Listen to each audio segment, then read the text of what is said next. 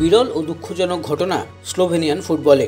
স্লোভেনিয়ার প্রথম tyre league তথা পিআরভিএ লিগা অথবা এসএনএলে গতকাল মুখোমুখি হয়েছিল মারিবর এবং অলিম্পিয়া। ম্যাচটি ছিল মারিবরের ঘরের মাঠে।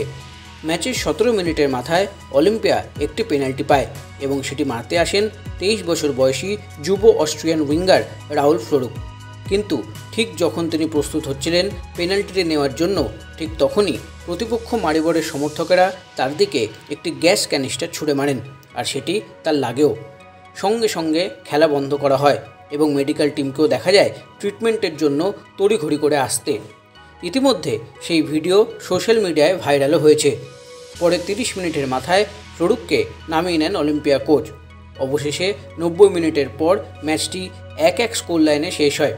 যদিও এই 1 পয়েন্ট নিয়ে অলিম্পিয়া পৌঁছে গেছে টেবিলের শীর্ষে। চলতি লিগে 6টি ম্যাচ খেলার পর টোটাল 12 পয়েন্ট নিয়ে তারা এখন 1 নম্বরে। কিন্তু ফ্লোরুকের সাথে যে ঘটনাটি ঘটেছে সেটি যে ফুটবল মাঠে একেবারেই কাম্য নয়, তাতে কোনো সন্দেহ নেই।